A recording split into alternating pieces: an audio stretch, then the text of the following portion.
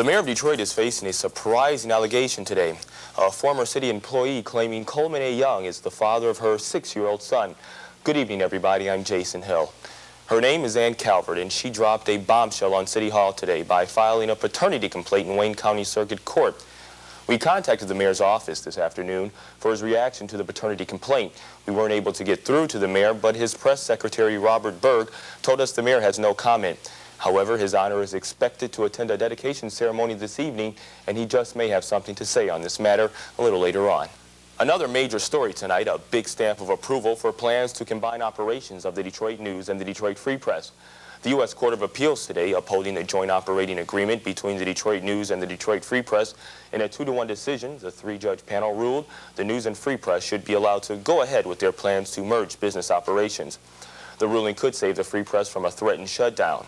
The appeals court ruled that former U.S. Attorney General Edwin Meese approved the JOA last year based on a permissible interpretation of the Newspaper Preservation Act. It creates an exemption to antitrust laws permitting a joint arrangement between 2 newspapers if one of them is considered financially failing.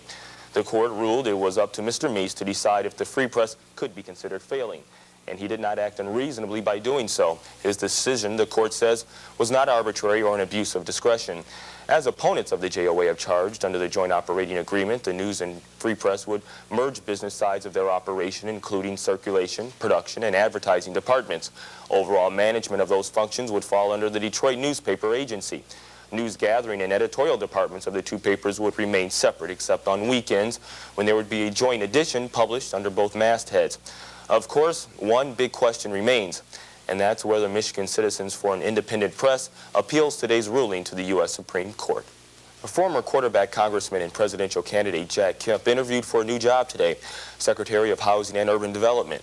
Kemp, appearing before the Senate Banking Committee, told the panel fighting homeless is one of his highest priorities and is a national tragedy.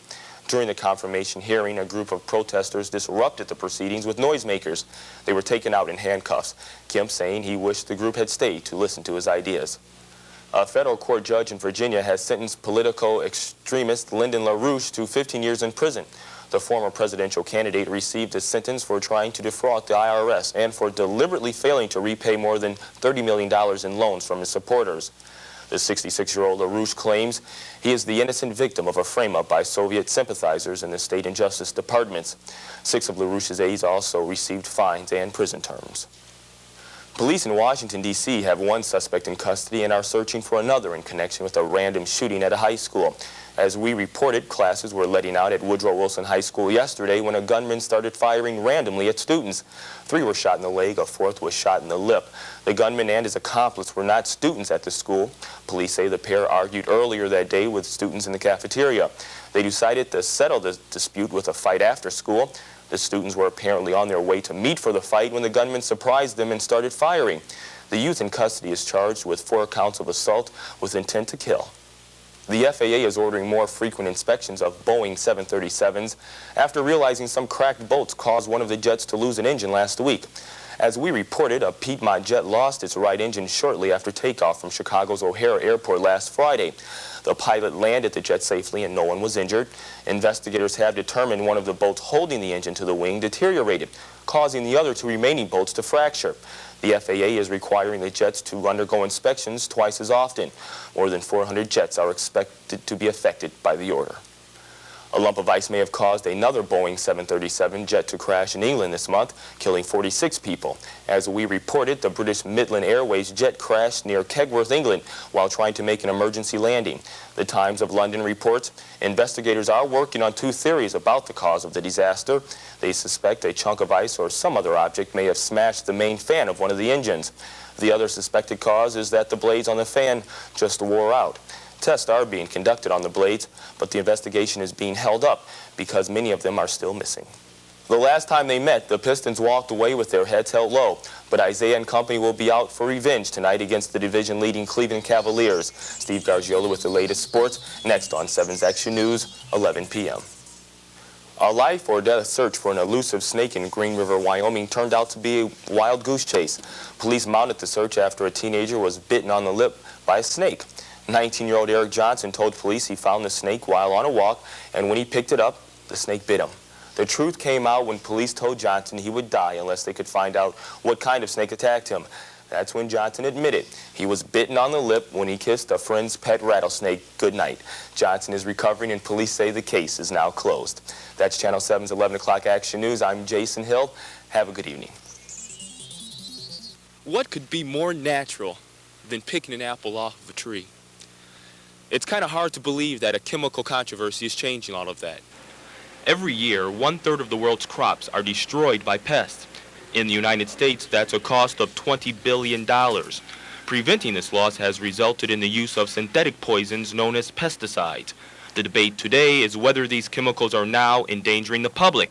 The Natural Resource Defense Council says yes. Approximately 1 out of every 4,000 children over their lifetime may develop a cancer just from one of these 8 pesticides and the exposure they receive to these chemicals before age 6.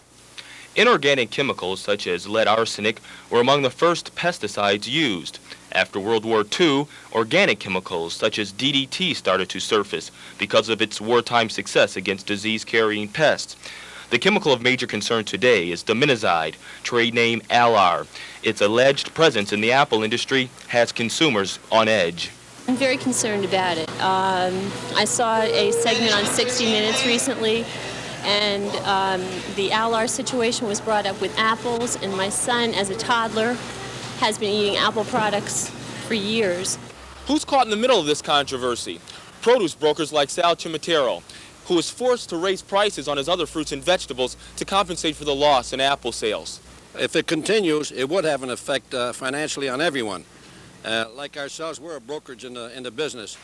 The Environmental Protection Agency sets standards for chemical manufacturers, standards that are enforced by the Food and Drug Administration. But are these tests adequate enough to maintain safe levels of pesticides in our food? Oh, I would say if they're worried, wash them good. If they want to peel them, fine, but we never bother to. We just rub them off on your shirt and take a chomp out of them. In light of the pesticide controversy, the consumer is left with very few options or choices to a safe and healthy meal. Is organic nutrition the answer? Well, who's to say? Jason Hill, Channel 7 Action News, reporting.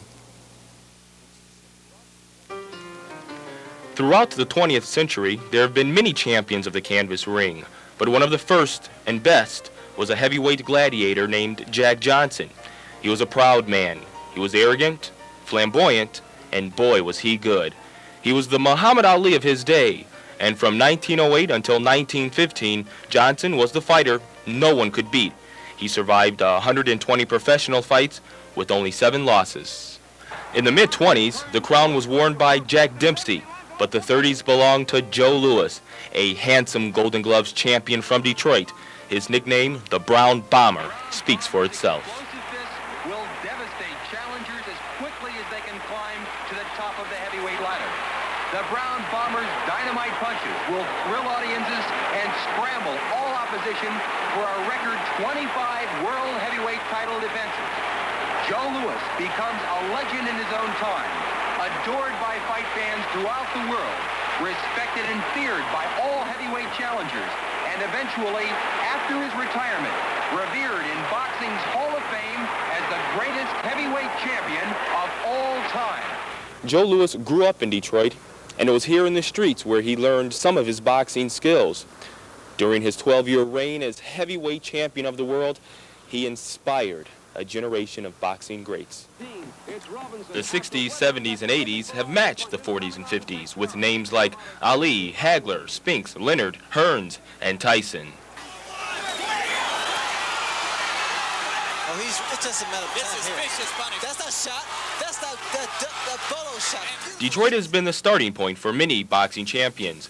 The city-based Kronk Recreation Center continues its tradition of grooming underprivileged kids. Hear about a big fight coming up here, they all come to train. And after the big fight is over, 80% of them drop in the streets. So, it's pretty hard to get them out the streets. It's not easy. Some of the younger guys, they like to just come in here and just get in there. It ain't like that. You have to learn the basics, go through the whole thing from the basics, and then you start boxing. The Kronk's most successful fighter is, of course, Thomas Hitman Hearns. The young boxers of tomorrow watch him with amazement and respect as he prepares for his biggest challenge to date, a rematch with Sugar Ray Leonard.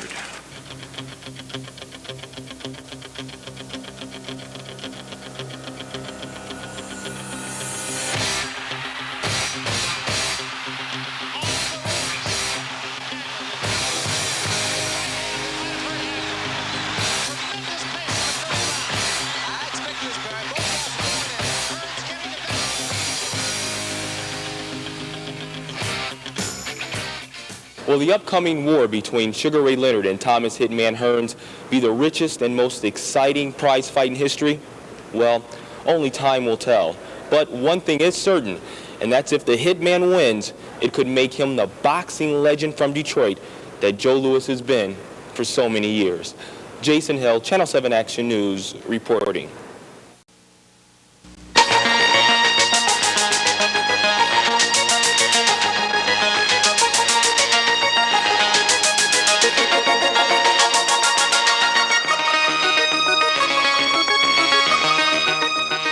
The policemen and women of our city put their lives on the line each and every day. They're sworn to protect and serve, yet their jobs are filled with stress and tension. We'll go inside the Detroit Police Department in an Action News close-up. Tonight at 11 here on 7.